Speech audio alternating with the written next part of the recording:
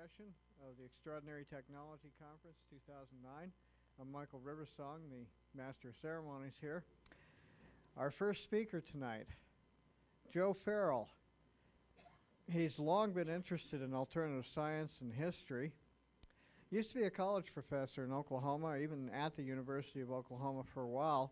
He was into philosophy, history, and history of science, teaching all of that, quite a bit of interdisciplinary work.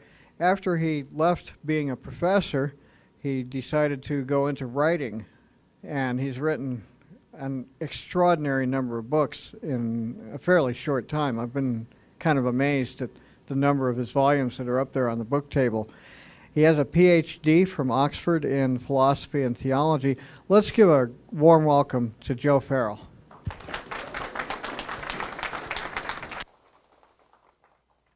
Well, thank you, Steve and Terry and John, Michael, for inviting me. This is my first Extraordinary Technology Conference. I've always kind of followed it from a distance, so it's an honor for me to be here. So let's go ahead and get started. This is a presentation that normally I do in about 2.5 to 3 hours, so I've kind of compressed it for this audience, and normally I do more of a historical presentation. I'm going to kind of talk a little bit about the presentation itself. I'll give you my commercial, and I'll only give you one commercial, and it'll be right up front, and then that's the last you'll hear from it. And then I want to talk about my departure for this presentation from the way I normally present this material and why I'm doing that this way here. And then there's 3 major points to my outline. We'll be talking about the evidences for this particular project. We will spend a great deal of time setting up the data points of the physics that I think is behind this project. And then the most important point, as far as I'm concerned, is what happened to this project after World War II. This is the most disturbing aspect of what I'm going to tell you, because what I believe happened to this project is that it remained in independent Nazi hands and continued to be developed by them after the war. Okay, so that's the most interesting part of the presentation. That's kind of why I put it last, so that we can kind of build up to it. All right, here's the first and last commercial.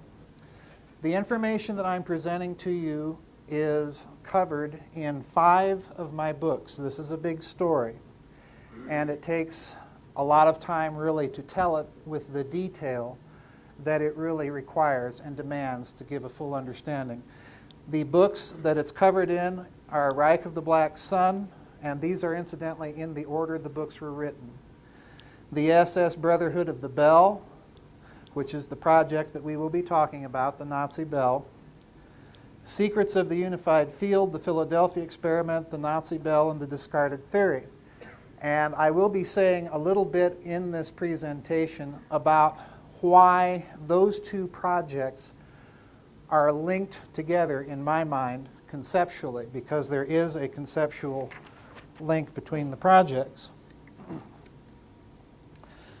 The Philosopher's Stone, Alchemy and the Secret Research for Exotic Matter. I think that was one of the books I saw up there on the tables. And then the final book, The Nazi International, the Nazis' post-war plan to control finance, conflict, physics, and space. So those are the 5 books that I'm greatly condensing this material and presenting it to you. Now, my departure in this presentation is that I'm going to be laying out, rather than an historical case, which usually takes more time, I'm simply going to lay out the data points of this project, since you're a more technical audience than most of the presentations I've done. And then I will talk about the physics principles that I think are the way that we can rationalize what the Nazis were attempting to do with this particular project. So I've divided the data points into these 6 categories.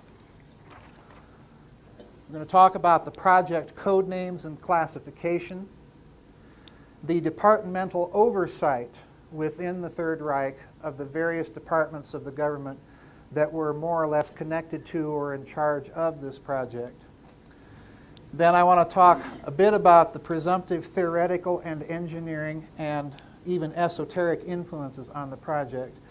The one I want to emphasize is this one, the engineering component, because as we're going to see, you can have all of the theoretical papers in the world, but if it is not a practically engineerable thing, then why bother to do it? So I'm going to spend some time trying to show that there was something that suggested, something very significant, that suggested to the Nazis that this physics was engineerable, that it was doable. I want to talk about the known personnel that were involved with this project, because once we see who they are, I think you'll see it's a dead giveaway as to the type of physics that it involved. Finally, we'll talk about the bell itself, the device, the effects that it was reported to give off, and then finally I will try and kind of tie it all together for you in what I think the proper rationalization of the physics was. So here we go. This is the first major point. On the outline, we'll be talking about these three things. The story of the bell comes from this affidavit that we'll get to in a moment. Then we will be speaking about a post-war neo-Nazi source. Normally, methodologically, I do not rely on any neo-Nazi source for these stories, unless you can find corroboration.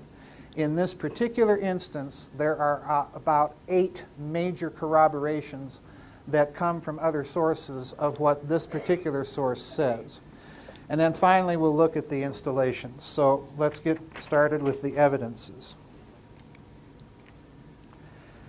The initial evidence for the Nazi Bell project comes from a post-war crimes trial, an affidavit from a post-war war crimes trial that was conducted in Poland of this man here. This is SS Obergruppenführer Jakob Sporenberg, which essentially is a 4-star general within the SS. This man is really the source for the story. Now, the reason I credit this story is because, as you'll see, there are other indications. We have personnel, we have installations, we have a clear conceptual trail that leads up to this project. Plus, there are enough details in the affidavit of this war criminal that we can reconstruct all the data points and find significant clues to the physics. Now, his affidavit contains all the information that we know of the effects of this device on plants, animals, human beings. It lists the putative ingredients for the fuel of this device, and we'll see what they are as I proceed with the presentation, and some other interesting information concerning some of the personnel. Now, the reason that Sporenberg was tried in a Polish war crimes tribunal after the war was that Sporenberg was, of course, notorious within Poland for his extermination of Polish Jews and other Jews in the camps. But one of the things that he is charged with in this war crimes affidavit, and that he is responding to with this affidavit, is that he was actually tasked at the end of World War II, probably by none other than Martin Bormann himself, and we'll find out the significance of that as we get toward the end of the presentation. He was tasked with the murder or execution of 60 of the scientists and technicians that were involved with this project.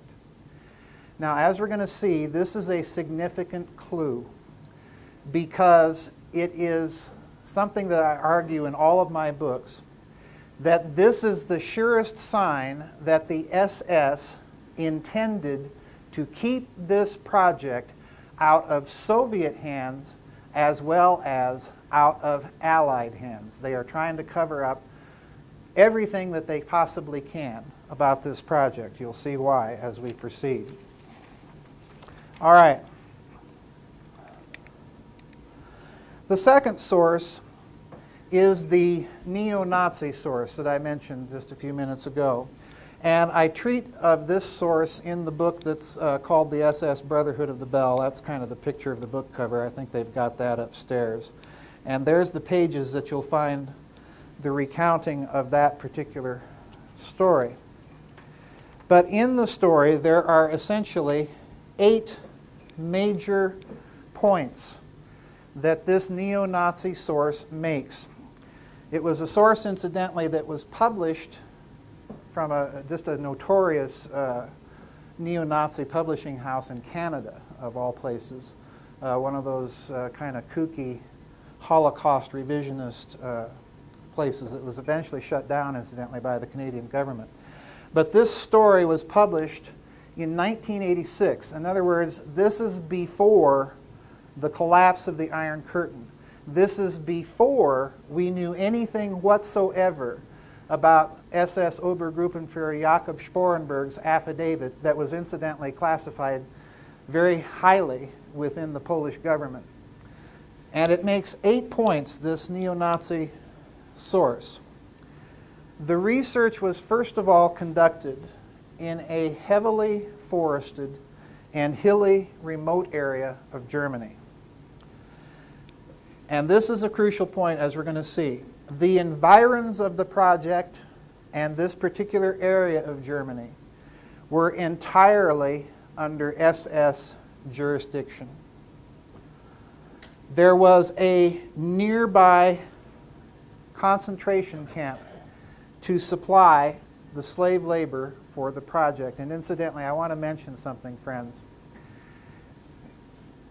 The hidden and gruesome logic of the brutality of the concentration camps is that almost every single secret weapons project that was realized in the Third Reich, including this one, was realized with the aid of millions of slave labor victims. So please don't forget the human cost here. Now, I'm emphasizing this point because it's one of the salient things that we overlook in our upbringing with what I call the Allied legend about why Nazi Germany failed in so many of its scientific projects. And one of them that you hear is that they failed with their atom bomb because they didn't have enough labor, and that's nonsense.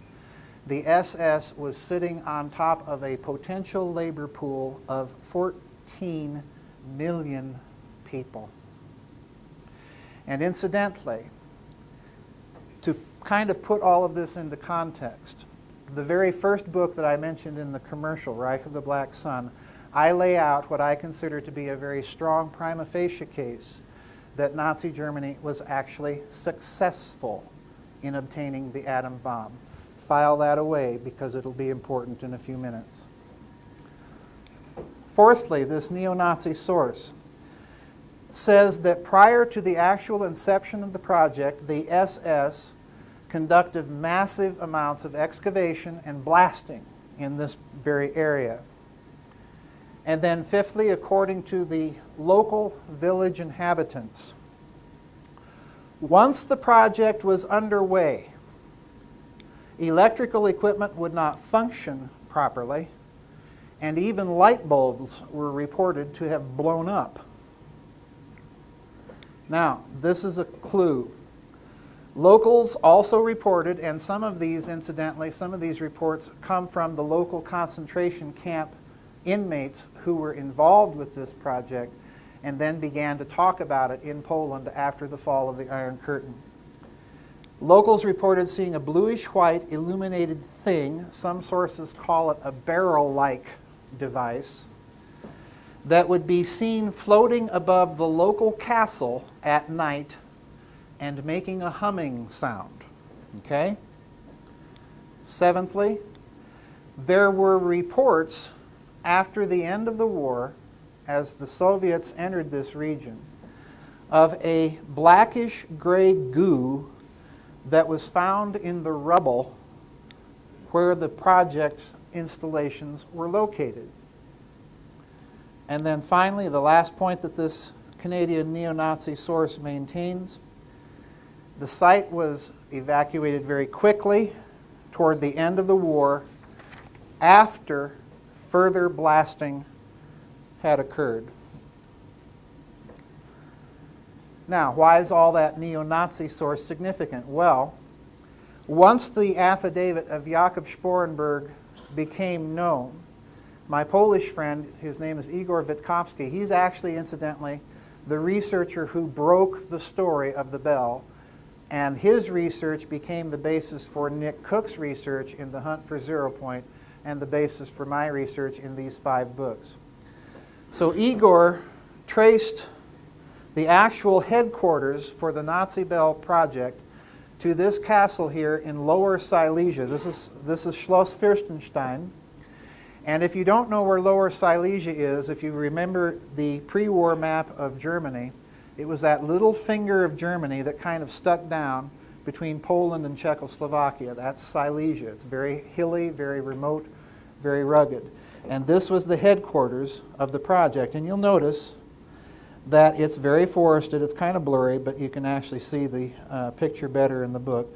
It's very forested, very hilly, and indeed, the SS had built quite an extensive rat's run of tunnels and galleries beneath this castle in these hills.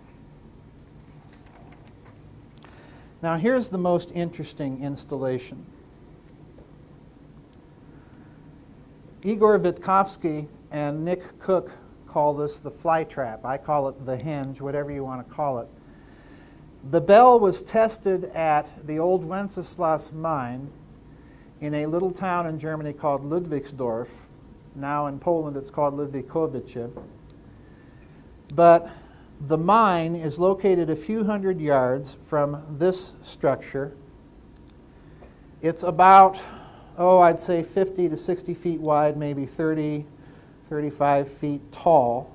It's a concrete reinforced structure. You can't see it in the picture, but this structure sits in a pool or a basin that apparently was filled with a liquid of some sort, and then around the outside, like a sidewalk or a pavement around this structure, there are big, large ports that look to be like they were used for extremely heavy-duty, high-voltage electrical cabling. Now that's significant because within a few hundred yards of this mine and this structure, the Nazis had built an entire electrical power plant. And as we're going to see in a moment, that is a very significant clue as to what they're up to.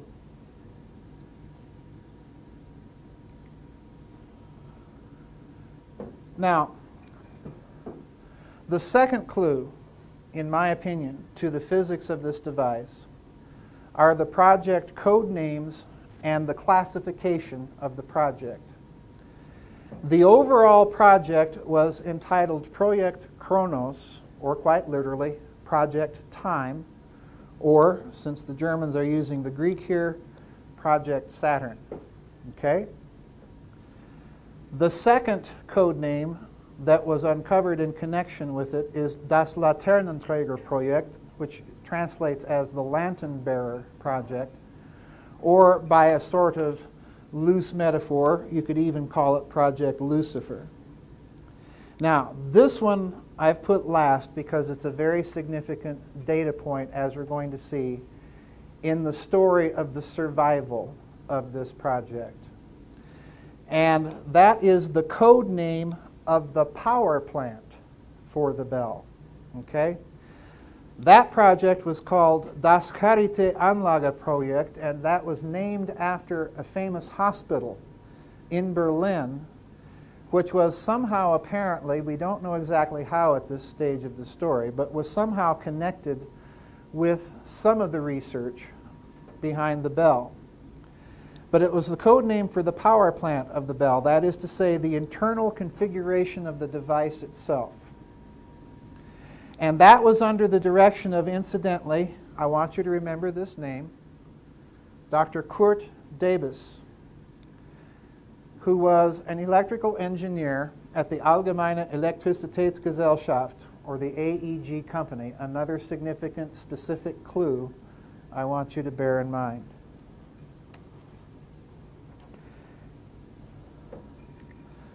Now remember what I said, that it is the conclusion of my research that the Nazis were successful in obtaining the atom bomb shortly before the end of World War II. The project classification of the bell was that it was the highest classified secret weapons black project in the entire Third Reich. It is the only project in Nazi Germany with the classification of Kriegsentscheidend, or war decisive. Not the rockets, not the atom bombs, not the heat-seeking guided missiles, not the acoustic homing torpedoes, not the radar-absorbent material on the submarines. None of that warranted the classification Kriegsentscheidend. And the mere atom bomb, it didn't either. So whatever it is that the bell is, we already know it is something very extraordinary.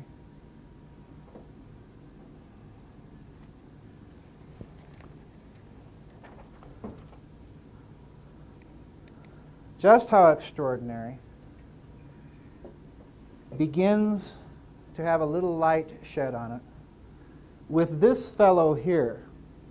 Now, folks, having been a college professor and kind of a World War II military history hobby buff all of my life, since I was a kid, I know most of the names of the General Officer Corps of the Soviet Union, United States, Great Britain, France, even Italy, okay? And in all of my years of reading about World War II, I had never, ever come across this man here. This is SS Obergruppenführer Emil Matsuf, about whom almost nothing is known. His dossier is still classified. All we know about this man is that he obtained this 4-star general's rank in 1936. So in other words, he's one of the many hidden powers within Nazi Germany. But the reason this man is so significant is he heads an SS department called the FAP, pardon the German pronunciation, or Forschung, Entwicklung und Patente, Research, Development, and Patents.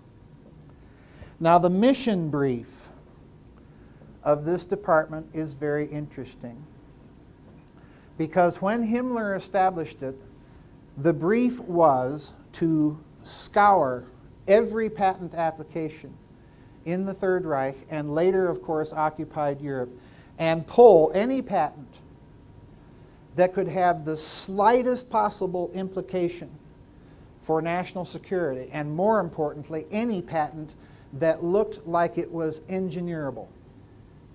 So in other words, this man is not heading up something that's merely concerned with theory. He's heading up a huge think tank, quite literally, that's scouring all of Europe for patents of really neat stuff that they can cook up.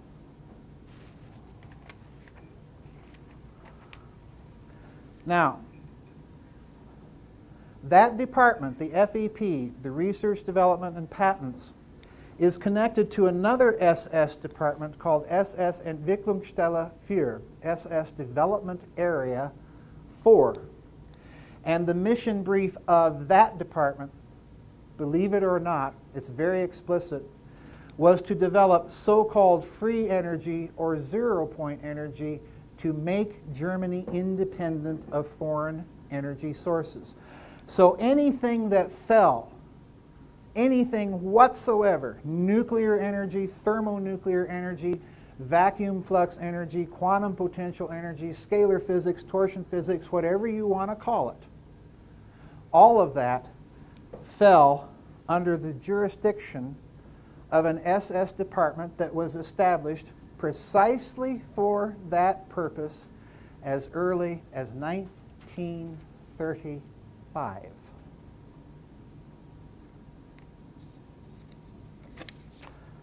And now, here's a real love. This is SS Obergruppenführer Dr. Ingenieur Hans Commler. That shows you kind of how intensely interested the Germans are in engineering, because you get PhDs in it over there. This is another 4-star SS general. Now, this is one of the most interesting, most brutal criminals with which we have to deal. Because it is this man here, Hans Commler, that was the architect for Auschwitz. He was also, incidentally, the head of the SS Building and Works Department. So in other words, anything whatsoever that the SS undertook to construct, this man was in charge of it. And that meant those installations that I showed you under the castle where the bell was tested, he built it. The concentration camps that the SS ran, he built it. But here's the final significant point. This is the man that ties together the camps and the secret projects, because he was the head of an SS department called the Commlerstab. And let me explain a little bit about what that is. The Commlerstab was quite literally Nazi Germany's RAND Corporation. It was Nazi Germany's SRI. It was Nazi Germany's secret weapons, Area 51 think tank. So literally, every secret weapons project that you've ever heard of being conducted in Nazi Germany, including the atom bomb and the bell, ultimately fell under the jurisdiction of this man.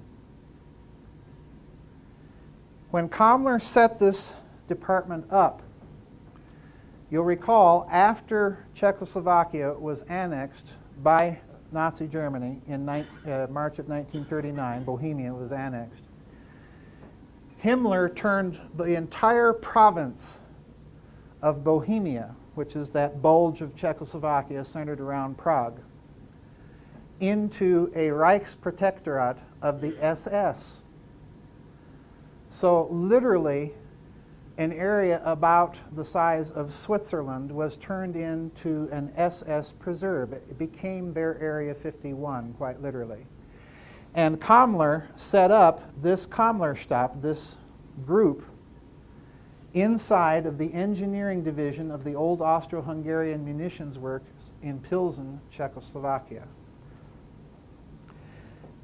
He also established a top-secret scientific journal that would allow the scientists involved with his group to circulate their top-secret papers with each other. Now, you may think that that's quite a breach of compartmentalization and security.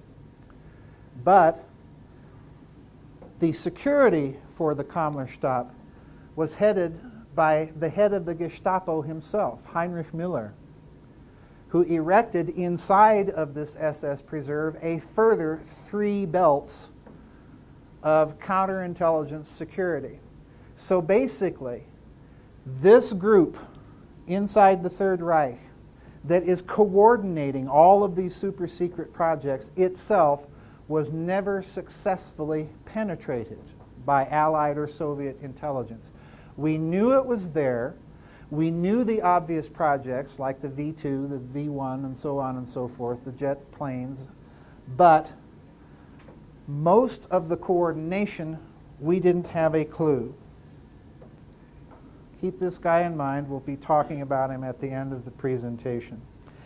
So let's get to the data points in the implied physics. What is going on that would make the Nazis actually think that they could pursue at that early date with 1930s and 40s technology any application of zero-point energy or quantum flux energy, whatever you choose to call it? Well, if you recall, in the interwar period, particularly in the 20s up through the early 30s, there was a spate of publications in unified field theory physics that began circa 1921-22 with the publication of the first real post-relativity unified field theory by this man here. This is Dr. Theodor Franz Edward Kaluza.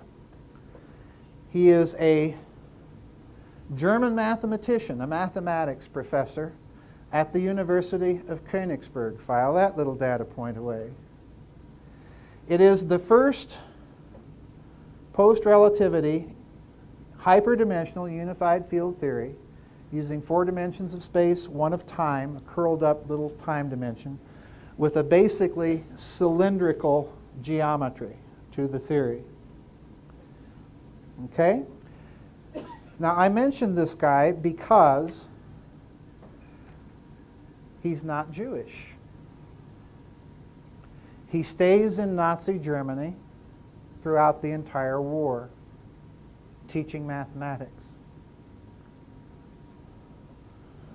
But the really interesting guy is this fellow. Some of you may know of him. He is Jewish. He's a Hungarian Jew, a genius, an electrical engineer. And his name is Gabriel Crone. Now, Gabriel Crone does a very interesting thing, and trust me, once you hear what he did, you'll see immediately, I think, those of you with a scientific and engineering turn of mind will see immediately why all of a sudden publication in unified field theory within Germany especially, but elsewhere, stopped. Because in 1935, he published a little paper that won him the Montefiore Prize at the University of Liège in Belgium. And in the paper, he made an astonishing statement, an astonishing assertion. He said that these 20s and early 30s hyperdimensional unified field theories, beginning with Theodor Kaluza and ending, of course, with that last 1931 paper by Albert Einstein, involving different tensor geometries. He made an astonishing assertion. He said that these theories were the theories that electrical engineers could use to explain the anomalous things, the phase creeps and so on, that they had noticed in large networked electrical systems, and particularly large networked rotating electrical systems. Now stop and think of the profound implication of what he's just said. Because what he has just said, contrary to everybody you hear or every presentation of theoretical physics that you have read, where these theories are called incomplete. They all knew that back then. But Crone is saying an amazing thing. They may be incomplete, but they're engineerable. And there's another even bigger implication of what he's just said. Because by invoking these theories as a way of explaining these electrical anomalies, he has also told you that space-time the physical medium itself is engineerable on the laboratory bench with 1935 technology. At that instant, the door in Nazi Germany of any sort of publication of anything to do with this type of physics slams shut. And the excuse they use is that it's Jewish physics.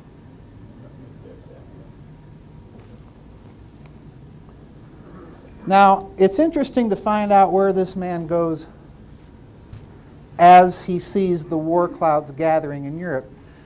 He goes to the United States of America, where he ends up working for the firm of General Electric. I believe we all know of alleged stories about alleged experiments on alleged ships that we never actually did, according to the Navy, involving rotating electrical fields. And incidentally, the American scientific czar, if you've ever sat down and read, I've got one of Crone's papers with me on this trip, as a matter of fact, I've been reading it. But Crone wasn't the only one in America publishing interesting papers using tensor calculus to analyze the way you put together electrical circuits. Guess who else is? Dr. Vannevar Bush. That name may be familiar to some of you, but he was basically President Franklin Roosevelt's science czar. Now, here is a really interesting fellow, yeah? This fellow, if you can imagine Heinrich Himmler having a Rasputin, that's him. That's his nickname. Himmler's Rasputin. This is SS Brigadeführer, or one-star general, Karl Maria Villegut, a.k.a. Weistor, also known as Jarl Vidar. He was a popular, well-known esotericist and occultist, occult scholar in the interwar period in Europe, particularly in Austria and Germany, to a lesser extent in Czechoslovakia. But he actually became Himmler's personal occult guru. He was on Himmler's personal staff. Now, why is he so important? Well, there's his basic cosmology. Okay? Two counter-rotating spirals. Here's what he said about it. Primal law. Above is below, below is above. Therefore, in the middle there is a neutral force, idem est, generational field, from the two spirals. Each connected by the generational plane is developed the world egg. Sounds kind of like someone on a little too much LSD. But, oops, within the scientific climate now of the SS, you've seen all those departments. This is what it means. The fabric of space-time, the physical medium, the ether, whatever you wish to call it, is not a mere void. It is, rather, an information-creating medium with, here's Crone, here's Theodor Kaluza, here's those early Albert Einstein unified field theories that involve the torsion tensor. It has an intrinsic rotation moment to it, and thus that physical medium creates information by creating the most stable kind of system it can. Systems of rotation within systems of rotation within systems of rotation. And when you say all of those nested, embedded, rotating systems, you are in fact talking about dynamic torsion. Now, why is all that so significant? Well, because the head of the Bell project is none other than this man here. This is Professor Dr. Walter Gerlach, one of the most famous physicists in the early 20th century. Won his Nobel Prize with the physicist Stern for performing the Stern-Gerlach experiment. And his whole bag, so to speak, within physics is systems of spin, charge, magnetic moment, and even gravitation. And in fact, it is that fascination that Gerlach had with this whole subject of rotating systems that led to his correspondence before the war, in fact, even before the Nazis really took power, with the famous Austrian physicists Hans Thüring and Lense, who, for the scientific people in the crowd here tonight, these were the physicists that involved or developed the Lense-Thüring frame dragging effect and deductions from the theory of general relativity. So in other words, one of the trio of people involved in kind of the evolution of that idea was this fellow here. And oh, looky, looky, he's the head of the Bell project.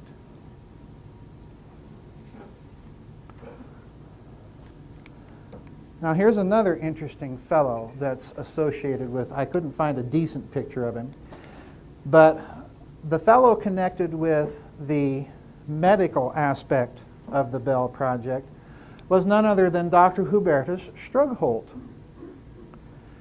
who later became a senior member of the National Advisory Committee on Astronautics, or the precursor to NASA, and who was involved in the development of space medicine. But Strugholt was involved with the Bell project because he was the one that was later put in charge of trying to figure out how to limit or shield against the very extreme and severe effects that this device had when it was operating. Oops. Here's another famous fellow that was associated with the Bell project. This fellow right here, sitting next to Dr. Werner von Braun. This is Dr. Hermann Oberth, who was, along with Konstantin Tsiolkovsky and of course Jack Parsons, Hermann Oberth was one of the very earliest theorists as to what would be necessary for a permanent human presence in space.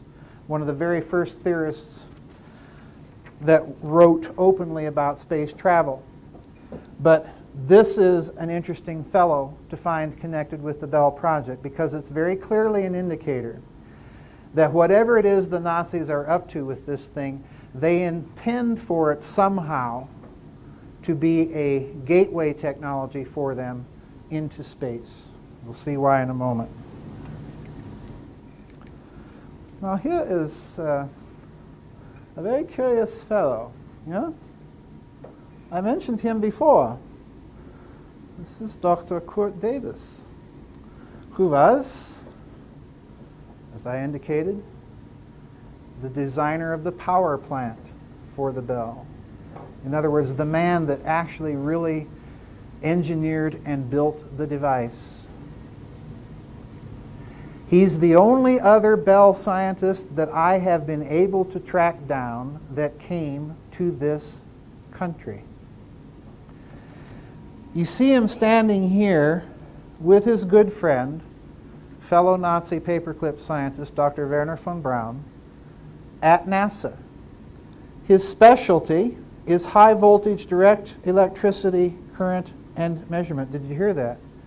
High voltage direct current, electricity, and measurement.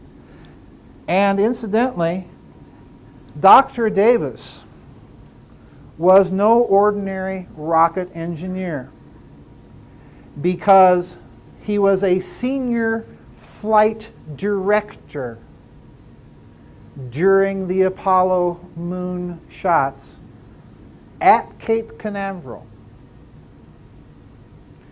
Now ask yourself a significant question. What is this man doing as a flight director for Apollo? I think I have an answer, but I'm not going to tell you. That's a little tease for the books, okay? He was connected to this project Anlage, that you'll recall I mentioned, was the code name for the power plant for the Bell.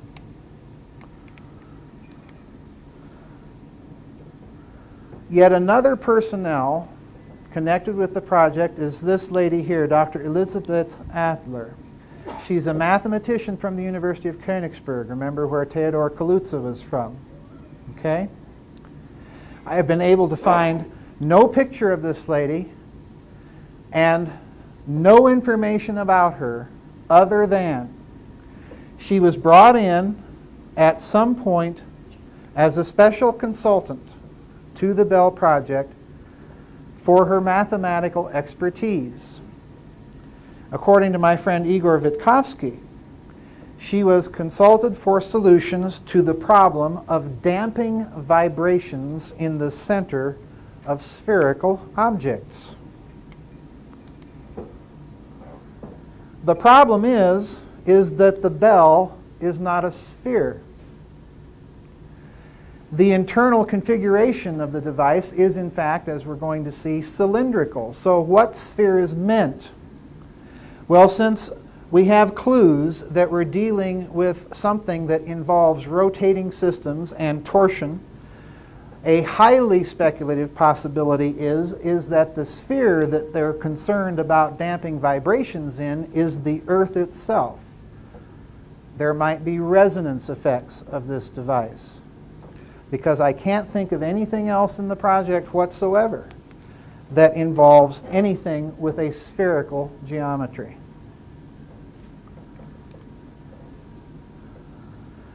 Now, what's the device itself? Well, obviously, it's shaped like a bell. It stands about 12 to 15 feet wide and about 15 to 18 feet tall. Around the lip of the bell, there were heavy-duty, high-voltage electrical cabling ports. Now, this is a clue here because you recall I mentioned earlier that near the installations, within mere hundreds of yards of all of these installations where the Bell was actually tested, the Germans had built an entire electrical power plant. Now, this would not have been necessary if they were only using extremely high voltage AC potentials. This is a clue that they are using extremely high voltage DC or direct current. And remember what Dr. Davis's specialty was: high voltage, direct current, electricity, and measurement. Now, on the inside of this device, there were two counter-rotating cylindrical drums. Igor Vitkovsky and therefore Nick Cook believe that the configuration of those drums was that of a plasma trap, that they were nested one inside the other. I believe that those drums were stacked one on top of the other. The reason why, again, is that Theodor Kaluza's theory, you'll recall, is a cylindrical geometry. And if you are trying to construct a device to maximize torsion shear, you're going to counter-rotate those drums. For those of you who don't know what torsion is, let me give you a simple analogy. If you take a soda can, empty it of the soda, take it in your hands, wring it like a dish rag, that's torsion. That wringing motion, that counter-rotation, which is what you have going on in this device, is going to spiral and fold and pleat that can. And now think of the can as representing space-time itself. That's what they're up to. Now, inside of these counter-rotating drums, they put a serum called Serum 525. Two of the ingredients that we know of, or pardon me, three, are mercury and thorium and or beryllium oxides. My money's on thorium because at the end of World War II, if you read the documents of our intelligence agents going into the Third Reich and scouring it of all of its atomic secrets, one of the things to this day that we cannot explain is what in the name of sense were the Nazis doing stockpiling tons of thorium? And the answer, I believe, is in a little thing called thorium-229 isomer. An isomer, as you know, is simply an atomic nucleus that is spinning at a high speed of rotation. And thorium-229 isomer happens to be one of those isomers that you can get to stop spinning and spit out a lot of energy in the form of gamma rays because it has a very low threshold of excitation. I believe that they're stockpiling this thorium to separate that isomer and make it part of the fuel of this device. The device is cryogenically cooled by liquid nitrogen or oxygen. Its observed effects on plants, it could only be turned on for 2 minutes because it had such deadly effects. Plants were seen to decay into kind of a, here it is, blackish gray goo within a matter of hours to mere days, sometimes a week or two, without putrefaction. On humans, during the very first test, 7 of the scientists involved were killed.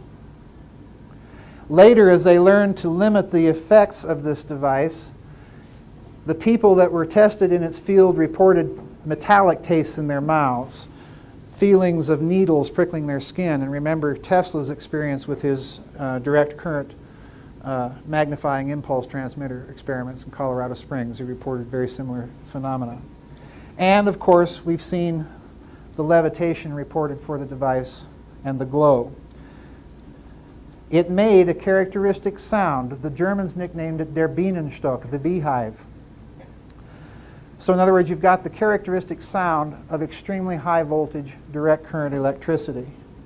And when it was tested both underground and above ground. But when it was tested underground, it had to be tested in a room covered with ceramic bricks over which were placed rubber mats. And after each test, the rubber mats had to be taken out and burnt by concentration camp inmates, incidentally. And the entire room scrubbed down with brine. Now, I mentioned the ceramic bricks. I'm not going to say any more about it, but think Kecksburg.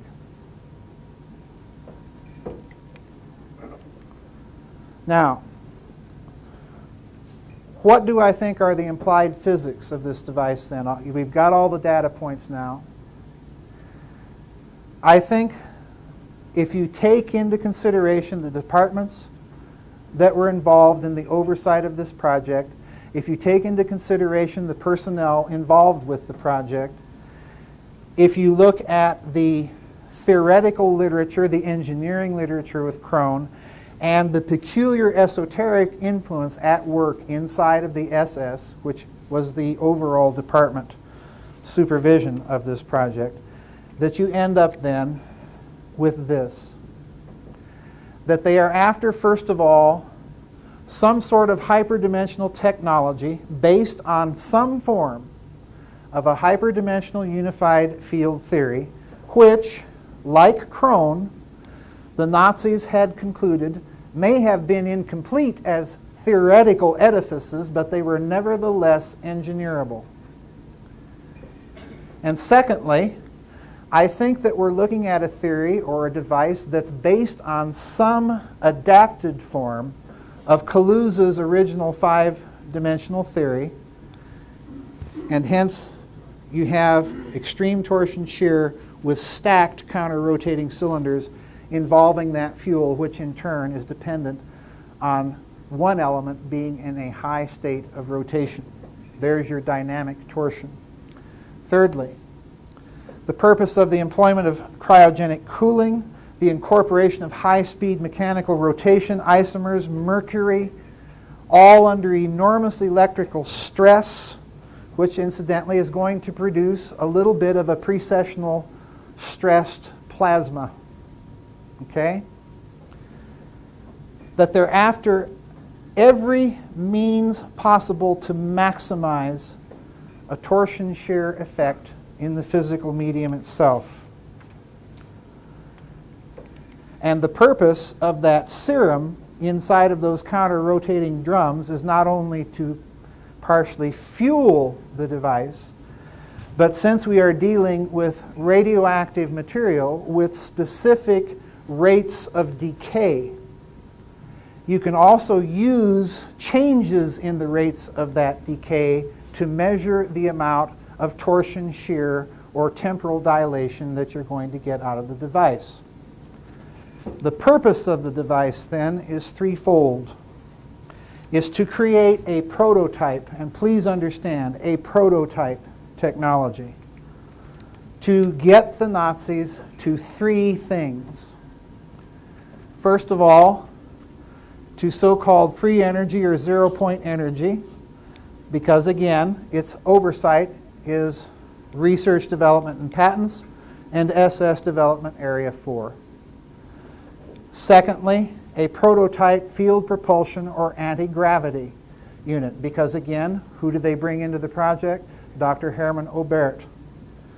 And finally, because the whole project is headed by Commler, who's in charge of all their secret weapons, and because it's classified as Kriegsentscheidend or war decisive, if you weaponize a technology that can tap into the ability to engineer the physical medium itself, you have the potential for a weapon that would make a hydrogen bomb look like a firecracker. That's why the Nazis classify it much higher than what I believe to have been a successful atom bomb project.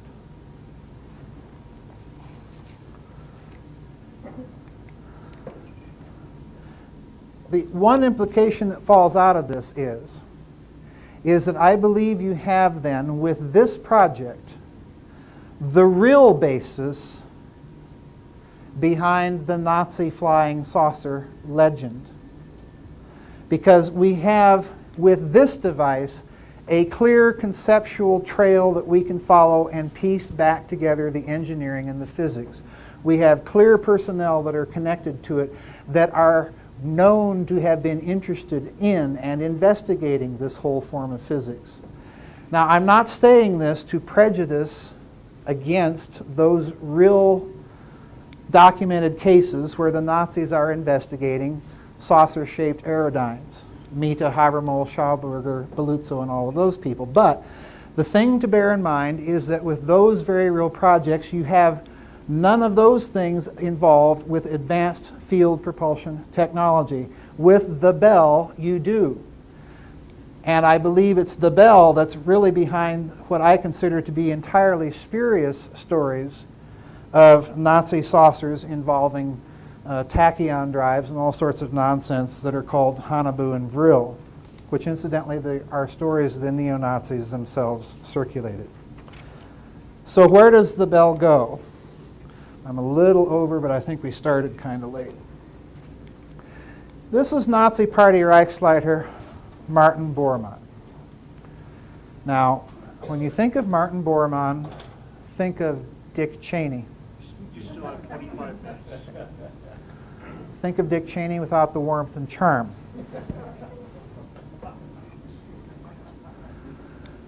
Bormann, I'm not going to spend time arguing this case because I kind of lay it out in all 5 of my books. But Bormann, if you examine the record carefully and piece together the clues carefully, is involved in engineering the post-war division of the Third Reich's technical spoils.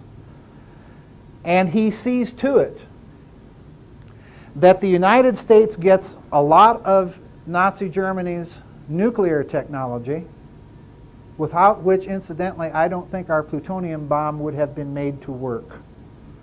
That's how serious I think this is.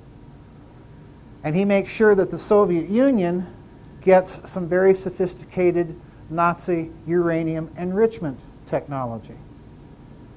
He sees to it we get the V2s, and the creme de la creme of Nazi Germany's rocket scientists, with von Braun, General Dornberger, Artur Rudolph, you know all the names. He sees to it that the Soviet Union gets a bunch of middle management technicians that can reconstruct the documents for the Soviets.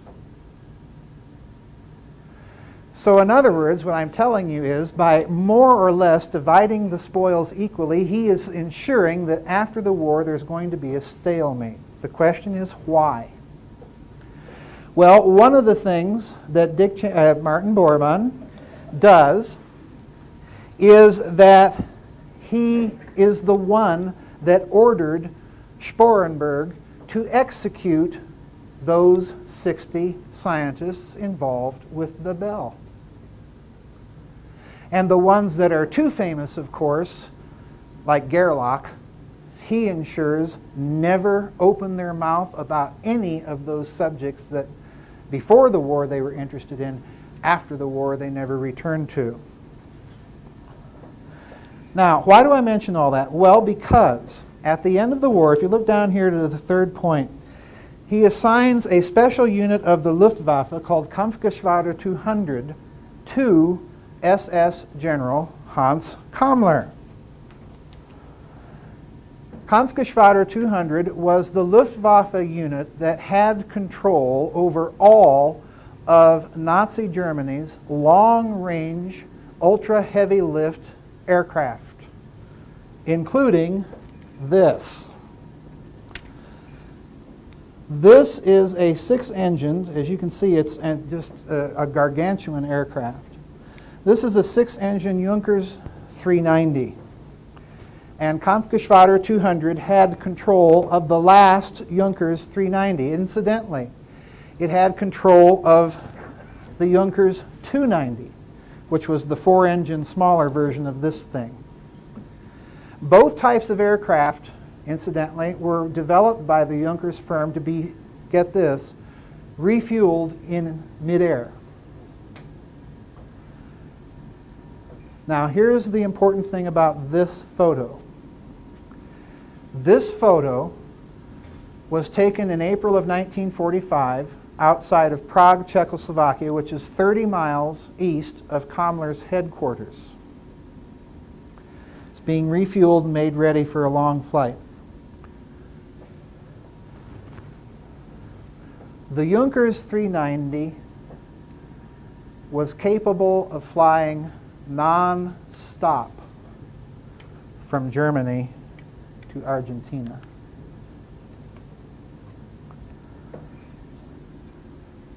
That means that I think that Commler, contrary to Nick Cook, contrary to my friend Igor Vitkovsky, I think Commler and the project documentation for this device didn't come here to this country. They went to Argentina. And I'm now going to show you why.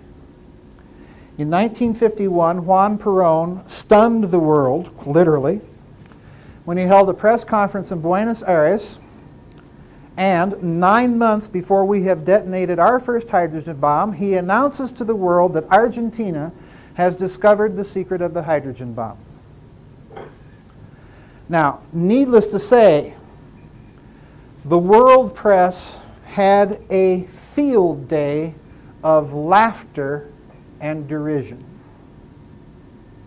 Impossible. At the press conference, however, Perón introduced this man, whose name is Dr. Ronald Richter, who proceeded to tell the assembled press in something less than an Argentine-Spanish accent that, yeah, he had indeed learned how to control certain aspects of thermonuclear reactions. Isn't that interesting? But so vociferous was the world press's reaction against this man and his claims that Perón began to smell something wrong. Now, the good old Generalissimo certainly wasn't a scientist, but he was certainly politically savvy. So he appointed a commission of Argentine nuclear scientists to go down to where his super secret fusion project, being headed up by this ex-Nazi scientist, was headquartered. Incidentally, it was a project located 900 miles southwest of Buenos Aires in Rio Negro province of Argentina, on an island about 6 miles away from San Carlos de Bariloche, which is sort of the main city in that particular province. When the commission goes down to examine Dr. Richter and get him to perform his fusion experiments in his laboratory, Richter then proceeds to do some very strange things. Like he forgets to turn on all of his measuring equipment when he's performing his experiments. Or, even odder for a nuclear scientist, he locates all of his measuring equipment behind the radioactive shielding where he's performing the experiment, where it can measure nothing whatsoever and do him absolutely no good. And this happens over and over and over again. At one point, he even takes the Argentine scientist to a heavy water plant where a bunch of other German scientists are involved in producing heavy water. And the Argentine scientists ask the logical question, well, how much heavy water are you producing? And they say, well, we don't know. We don't have any measuring equipment. Now, obviously, for a nuclear scientist to be doing and saying these things is behavior that is guaranteed to have those Argentine nuclear scientists shut down that project, which is what Perón does. But, as we're going to see, why Richter would be doing this to shut down his own project and the source of funding from Juan Perón, we'll see in a minute. He's following orders from somewhere else. Now, in my book, The Nazi International, what's interesting to me is that 4 years after General Perón shuts down this project, the United States Air Force is showing very quiet and very covert, let's just say, extreme disinterest in his project. Okay? Because Richter is still under house arrest in Argentina. The Argentines won't let him leave Buenos Aires. So we actually have to fly our guys down there to interview this guy. Richter is eager to cooperate because he wants to get out of Argentina. He's almost starving. He's got a family to support, so he starts talking to the Americans. And here's what he tells them in 1956. Listen to this. I'm going to read it to you. We assume, Richter tells the United States Air Force, that highly compressed electron gas, there's your plasma, becomes a detector for energy exchange with what we call zero-point energy. Incidentally, folks, this is one of the earliest uses of that phrase. Zero-point energy derives from the exclusion principle. The exclusion principle derives from empirical data.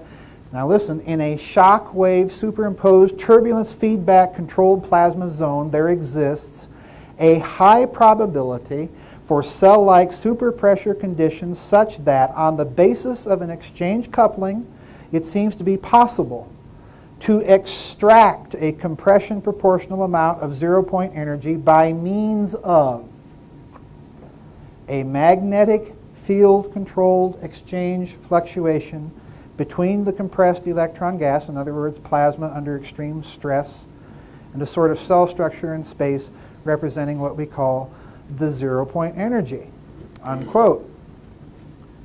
And he goes on to say that the mechanism by which he's going to do this is rotating and electrically stressing plasma. Does that sound familiar? Now, the Air Force didn't know what to do with this guy. Some of our people said that the man was nuts, he was a fraud, a mountebank, and a swindler.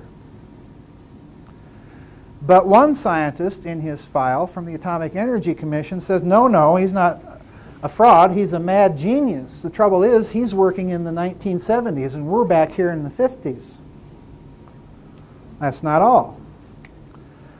Richter informs his American interrogators that the beginning of all of this work was with something that he apparently discovered involving plasma shock waves when he was doing research in Nazi Germany in 1936, 1 year after the publication of Gabriel Crone's paper. But if that's not enough to convince you that his project is a continuation of the Bell project, look at this. Because the firm for which Richter worked during the mid-1940s was none other than the Allgemeine Elektrizitätsgesellschaft, the same company that under the code name that Richter worked on the project under this code name, Projekt Charité Anlage, which was, you'll recall, the very code name for the Bell. And incidentally, the company that supplied Richter all of his equipment in Argentina was, guess who? AEG. And finally, here's an interesting little point. Because when we interviewed Richter, he told the Air Force that General Perón and the Argentine authorities got none of his data and none of his equipment. In other words, someone else has their finger in this pie. And if we're interrogating him and we don't know what the heck to make of him, is he a mad genius or is he a fraud? We don't have our hands in this pie either. And if that's not enough to convince you that this is a continuation of the Bell project, there's this. These are photos taken by my friend Harry Cooper, who goes down to this region of Argentina regularly, of large metal drums. Remember what the internal configuration of those metal drums inside the Bell was? Counter-rotating metal drums. This was taken at the remains of one of Richter's old laboratory sites down there in Rio Negro province of Argentina on Huemal Island. If you ask the local Argentines or even the Argentine scientists, to this day, they don't really know what these things were for. Some of them are saying these were reactor ports for control rods for the reactor that Richter was trying to build Perón. But finally, this little city, Bariloche, 900 miles southwest of Buenos Aires, is highly significant because within Buenos Aires we find wonderfully, distinctively looking German cottages, yeah? And Bavarian chalets, yeah? And this is very, very interesting. A lovely little Bavarian hotel in the middle of nowhere in Argentina that was built during the war as a plastic surgery clinic, yeah?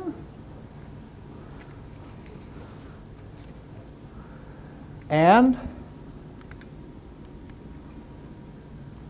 according to the Argentine Central de Inteligencia, we have Martin Bormann himself living within 100 miles of San Carlos de Bariloche, within a 10,000 square mile compound, which I can't even get into this part of the story. Believe me, it's a huge part of the story. But this area is about the size of the state of Massachusetts. The Nazis built this compound prior to and during the war. And they called it the estancia, the ranch. Now, last slide, and then I'll take about 5 minutes worth of questions. I think they've got a microphone for you folks if you want to ask questions. Actually, I've got one more slide to go. Yeah, actually, because the social doesn't begin till 7 p.m. Uh-huh. If you wanted to, and we don't have any objections from the House, you can carry your lecture for till about 6:45. Well, this is about 10 minutes for the. That'll give it 5 or 10 minutes to make. Okay. Any objections? Okay. Let me finish. Till 6:45. Let me finish with this then, and then I'll just open up to questions until 6:45 if that's what we want to do. All right. Now, all of this suggests some rather staggering implications. Because what we have here with this project in Argentina is an independent post-war Nazi project pursuing the exact same physics that they were investigating with the bell. And when Perón inadvertently spills the beans on what is nominally his project, it's clear to me that Richter goes out of his way to play the fraud, the mountebank, and the fool so that the Argentines will shut this project down. Because remember what he said, they didn't get any of the real data or equipment. It went elsewhere after the project was shut down. We don't know where. We have a documentable project and a physics and technology that we can reasonably rationalize what they were up to.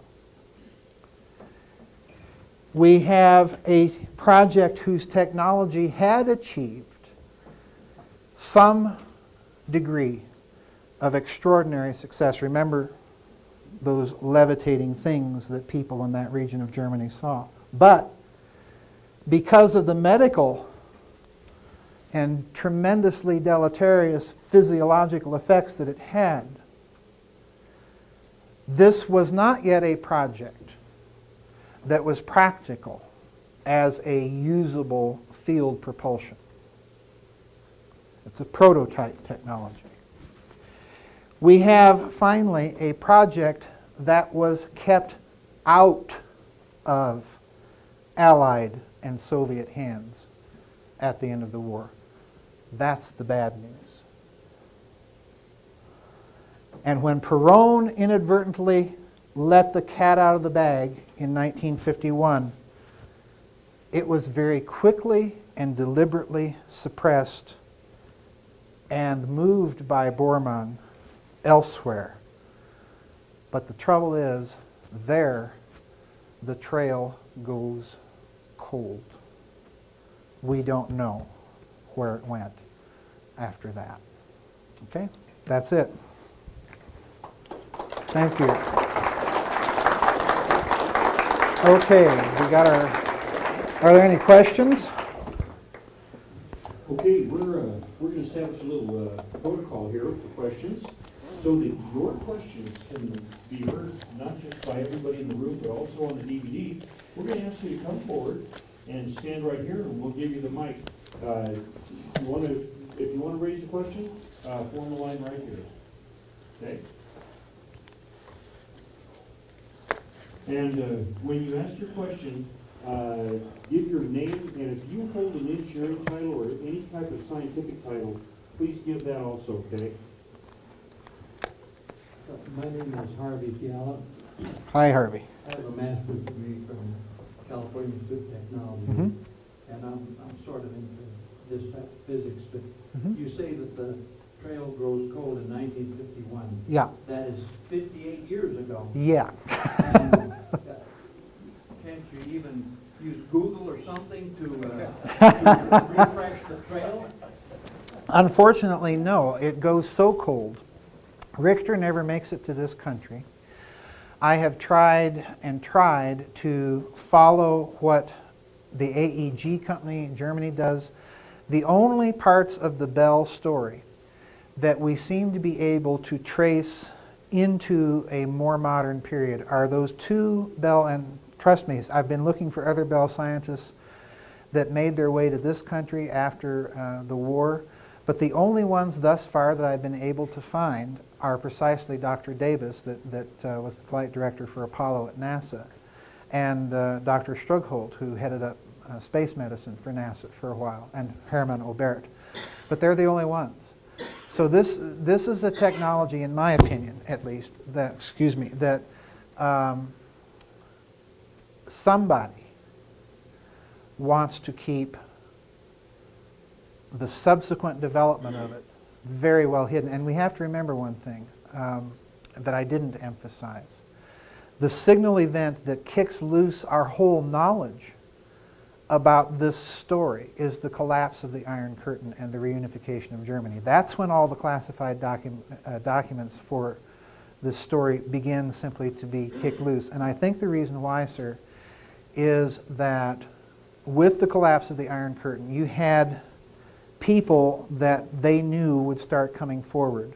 So there was really no purpose for keeping a lot of these documents classified. And it wasn't really even us or the British that began this spate of declassification. It was the former communist countries in Eastern Europe that started it. And that was kind of the domino that started all of this going. But try as I might, I cannot pursue the specifics of this project any further than 1951. It's interesting that part of it was in Czechoslovakia. Yes. And that's my ancestors' homeland. And my wife and I were there a couple of months before the fall of the Iron Curtain. Mm-hmm. It seems that if a person researches in Prague and around there, Mm-hmm. we should be able to come up with something, some clues there. Well, there are German researchers that are doing this. The trouble is they have come to the conclusion, it's one of those stories who they interview someone who says they knew someone who knew General Commler was alive in Prague after the end of the war and confessed all shortly before he died. Well, I'm skeptical of those kinds of stories for a very simple reason. Number one, they're secondhand dead man testimony. And number two, Commler was, well, first of all, Czechoslovakia, being under the jurisdiction of the SS that it was subjected to such extraordinary brutality by the SS that I find it very implausible that any general officer, much less Commler himself, would have chosen to remain in Czechoslovakia after the war and subject himself to the potential of exposure to the Czech people, who would certainly have brought him up for war crimes. At least you could eliminate nations that wouldn't have the technology to handle the project. Yeah, I think you can safely eliminate. There's three countries I suspect have developed some aspects of this. Obviously, we're one of them since we had Dr. Davis. I wouldn't exclude the Czech Republic, really, myself. I wouldn't exclude Russia or any of the former communist bloc nations. I'm Vito Bobrowskis. I'm a physicist and engineer. Mm-hmm. A question Mm-hmm. for you. Mm-hmm. There's a lot of writings that say where the Bell technology was taken by the Germans is Mm-hmm. basically to the South Pole. What's your take on that type of concept? Well, I'll be very frank with you. I don't ascribe much validity to it for a very simple reason. You do hear in certain circles or segments this idea that the Nazis built a secret UFO research base in Antarctica and had, all sorts of exotic weapons and so on there. And they will point to Admiral Byrd and Operation High Jump that went down there in 1947 and very suddenly decided they'd, get out of there real fast. My difficulty with the idea that the Nazis established a Bell-like research project there is twofold. Number one, as you saw from my presentation of the data, the device would have required such extraordinarily high amounts of direct current electricity that the Germans built that whole electrical power plant right near the site where they had to test it, because as you know, direct current electricity will fall off rather quickly to the load end from the source. So it was something also clearly that they could not get an adequate power supply with capacitor technology of the day. So my problem with doing that kind of research in Antarctica is simply where are they going to get the electrical power for it? They're going to have to build something there, and that alone would have taxed the German Navy beyond, in my opinion, beyond its resources. It simply would have been an impracticality for them. So I don't think that we have much solid basis to credit the idea of a research project in Antarctica. At best, what we have in Antarctica is probably some sort of German U-boat base, and most likely a weather station as well, that they keep supplied and so on and so forth, but nothing more than that.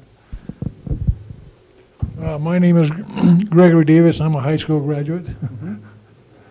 The Byfield Brown scientist, I think that because of their BB is the B2, and that's believed to be anti-gravity. You mean the Byfield-Brown effect? Yeah, the B2. So wouldn't a lot of this already now be technology that the U.S. has? Well, let me put it to you this way. One of the reasons I mentioned Dr. Kurt Davis, who was the power plant designer for the Bell, basically the man that designed the device itself. I believe we got some of it. And the reason why is, I'll let my friend Richard Hoagland talk more to this point. But I think we had enough of it from Nazi sources inside of NASA that we were able to use a very rudimentary form of it during the Apollo missions, and that it is the presence of an alternative technology that no one has suspected up to this point is there. And to me, the signal clue is the fact that you have Davis in that position during the Apollo program. And he's not even a rocket scientist, he's an electrical engineer. That there is an alternative technology in play in the Apollo program. And I'll go a little bit further out onto the limb I'm crawling out onto and tell you where I think it is. I think that alternative technology is associated with the ascent stage of the lunar excursion module. And I'll leave it to you to read my books to find out why I think that. But I do make the clues rather clear in there. But yeah, I think we got some of it, but certainly not all of it. Again, you have to go back to what Borman is up to at the end of the war. He's seeing that everybody in the post-war world is getting a stalemating division of the spoils, and he's keeping the really neat stuff for the Nazis. Is that stuff still down in Argentina? I mean, the building's got to be there, but... Oh, the buildings, the ruined laboratories, yeah, you can still go down to San Carlos de Bariloche and see all of Richter's old...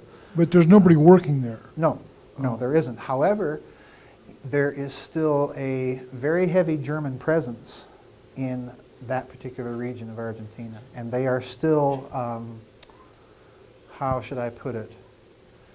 They still, on certain dates of the year, display some peculiar German traditions.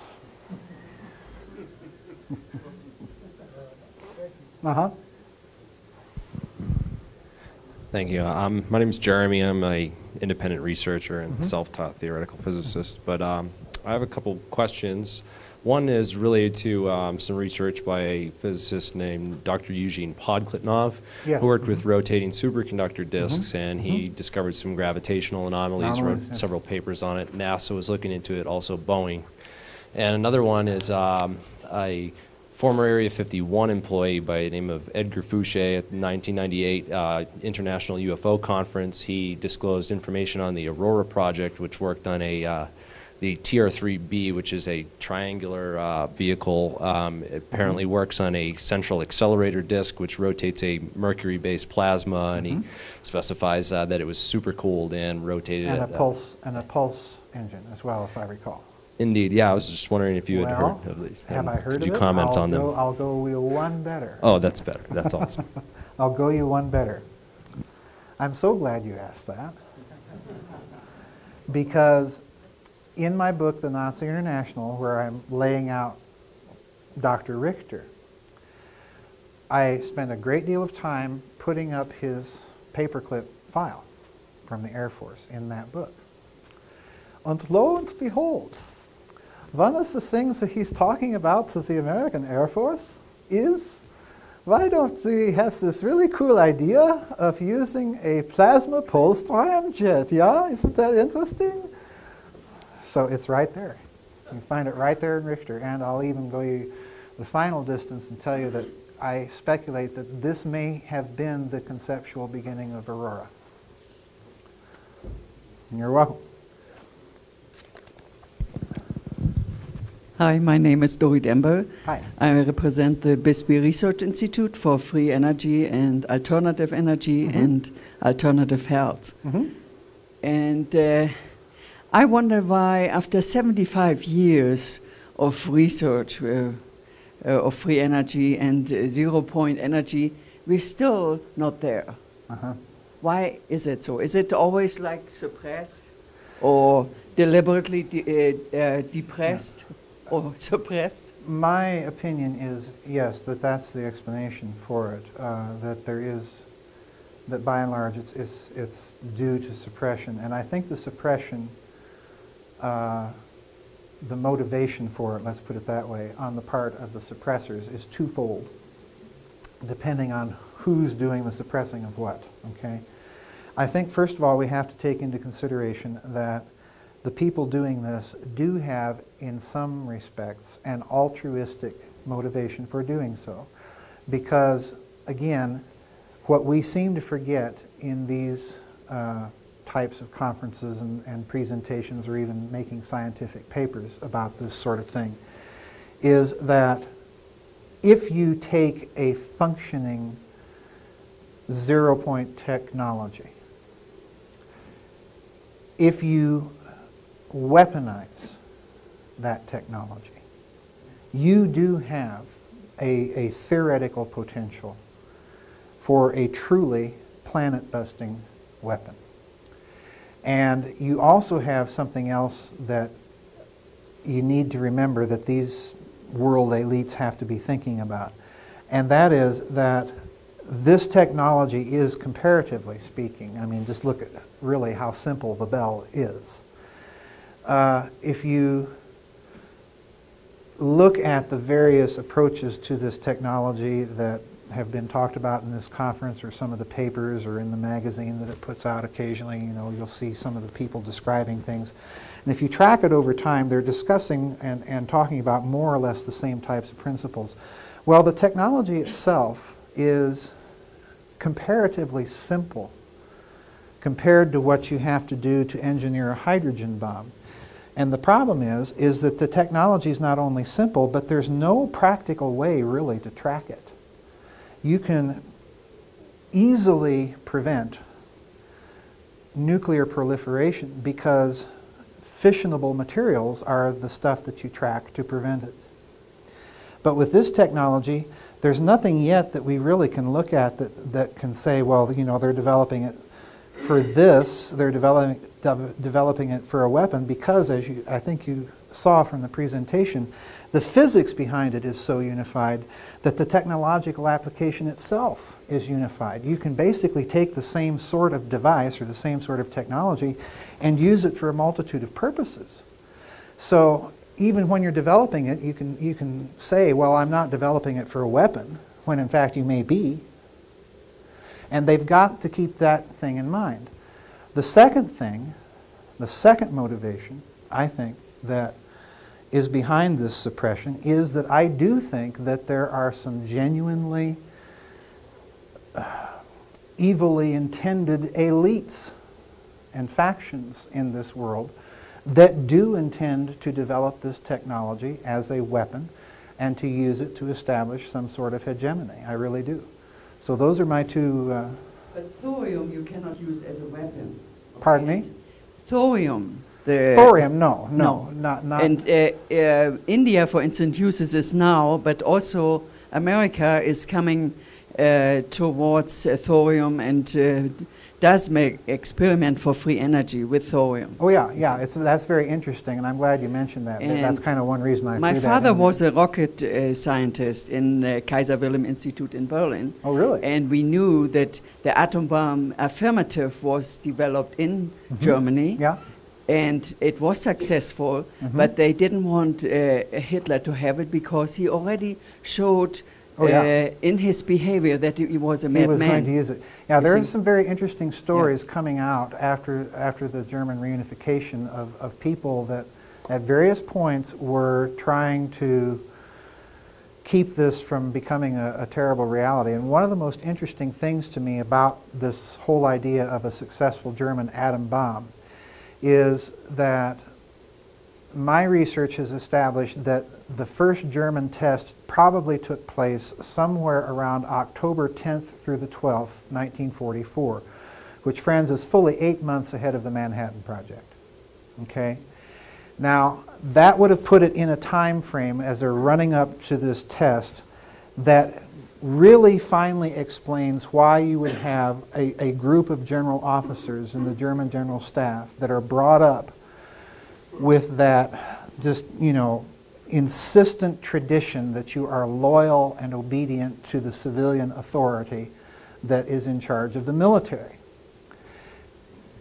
If you have those officers knowing about a German atom bomb project that is within mere weeks of success, that will motivate you to get rid of Hitler.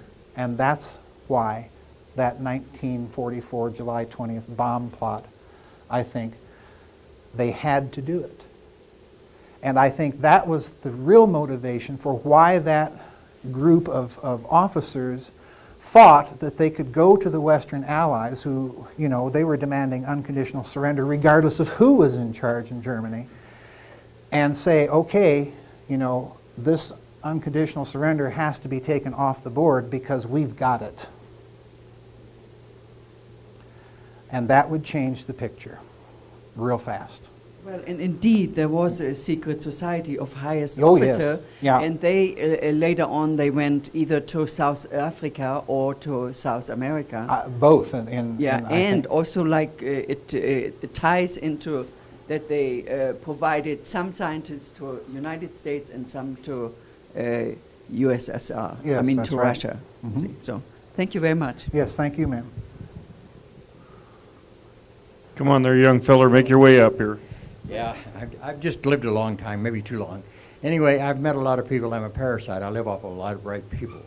And Howard Hughes, I got to meet him a little bit, and he brought Schumberger over here, and I did meet Schauber, Schumberger. yeah. And he was talking about the 0-point energy, and he was talking a little bit through an interpreter, and I lost an awful lot talking to him.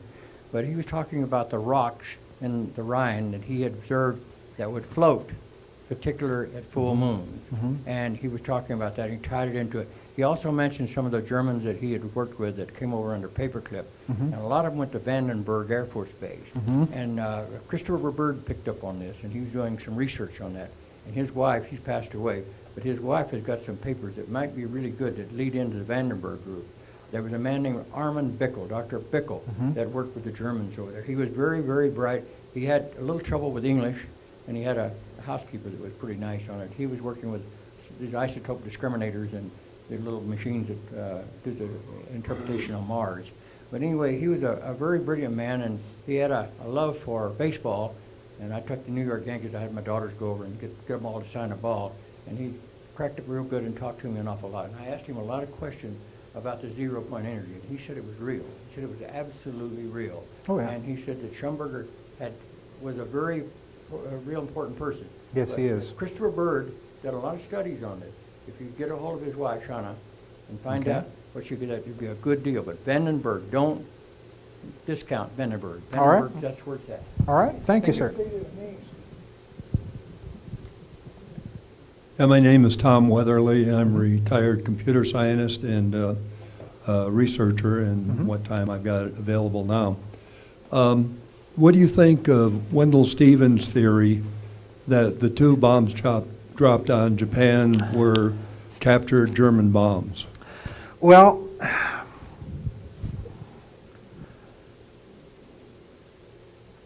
If you had asked me that about 6 months ago, I would have said the chances of either of them having been Beutelbombe or booty bombs that we captured from Germany was unlikely. I just received in the last couple days, as a matter of fact, a book in German where it talks about this a little further, and from what I've been able to read so far, I might have to revise that somewhat. My problem thus far with that theory is that the second bomb that we dropped on Nagasaki was clearly a plutonium bomb. And if you look at the case I lay out for what the German A-bomb program was, the Germans had concluded, quite rightly, that the quickest and least complicated way for them to a functioning weapon was solely a uranium bomb, although they were well familiar with the fact that they would have got more bang for the Reichsmark out of pursuit of a plutonium bomb, but it was more complicated. So this is why you never see them placing such an emphasis on the development of a functioning reactor technology, because that's what you have to synthesize plutonium. So I don't ascribe the fact that we got our plutonium bomb from the German program. We did get an essential component to the plutonium bomb from them in the form of infrared proximity fuses, and I go into that in my books. But the uranium bomb is interesting because in my book, Reich of the Black Sun, I reproduce a map that was done as a part of the study of the Oberkommando der Luftwaffe in 1943. And I reproduce this in the book. It's actually a map of Lower Manhattan Island. It's in German. And you can see the primary blast damage, primary heat damage, secondary heat damage circles drawn on this map with the little German explanations above the circles. And the really interesting thing to me is that the yield of the device that they're doing all these calculations for is for a device in the 15 to 17 kiloton range, which is precisely the yield of the bomb, the untested bomb that we dropped on Hiroshima. Now, our military has been telling us a whopper ever since the end of World War II that, we're going to take this untested uranium bomb, fly it over an enemy combatant city and drop it. And we're told that we're so confident of the simple design of this bomb that we just know it's going to work. Now, friends, if you take and dump 55 pounds of fissionable U-235 and for some reason the bomb doesn't fire right into the lap of the Japanese, who are also building their own bomb, that to me is the height of folly. You betcha we're going to test this device, but we never did. But we will drop it if someone else tested it. And that was overseas. This is the proverbial football 2-minute warning. I think we got time for one more question here. And we're going to need to make it as succinct and candid as possible. Well, I have both a comment and a question. My name's Greg Volk. I'm a double E from Stanford, and I'm working on a theory right now developing a complex potential to explain rotation along with translation. But the thing that interested me was sort of in passing for you was Vannevar Bush. You mentioned him a lot. I think he's an extremely important character in the history of physics. Not sure if a lot of people are aware of this, but during World War II, Vannevar Bush put personal money along with Carl Compton, who were both at MIT at the time, into developing the war effort on behalf of the, because they saw what was going on in Germany, to counter that.